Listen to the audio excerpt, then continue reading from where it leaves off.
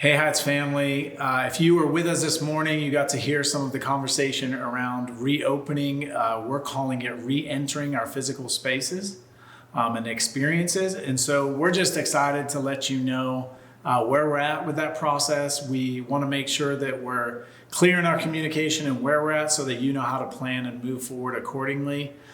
So for us, we've really had to step back as a leadership team and just kind of ask why.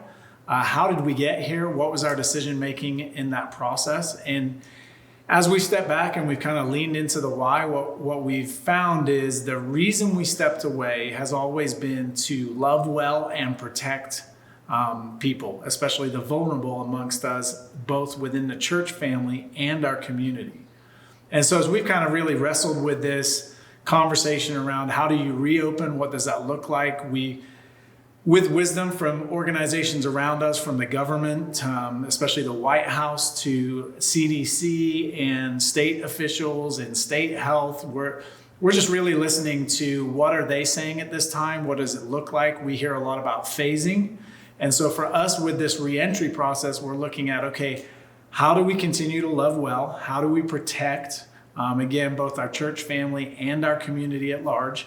And to be able to do that well, we're really leaning into it would be wise to phase as we re-enter our physical spaces. And so phasing, for example, what the governor has told us so far in the first phase for Arizona is that groups of 10 while restaurants are opening up, you can't have a group larger than 10 that can come at once to a table.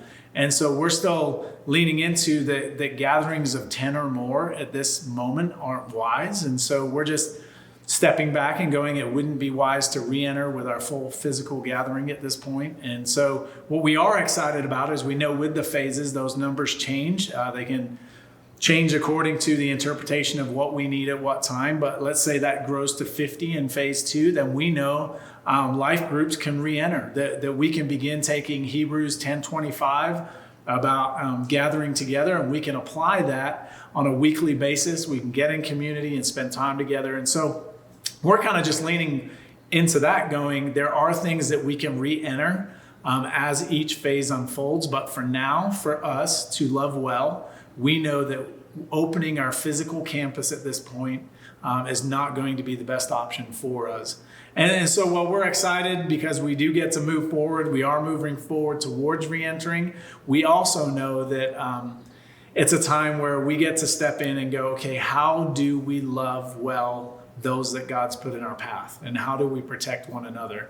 And so you may know this already, but exposure times the time that you spend in that, it equals infection. And so for us, we know that putting a large gathering together and having exposure, especially through things like singing, we know that over time that would be spent in a service would actually end up probably causing multiples of people in that space to become infected. And so just stepping back going, it wouldn't be wise to do that now. Leadership's listening to the Holy Spirit. We're trusting that God's leading us and continuing to provide wisdom as he has so far.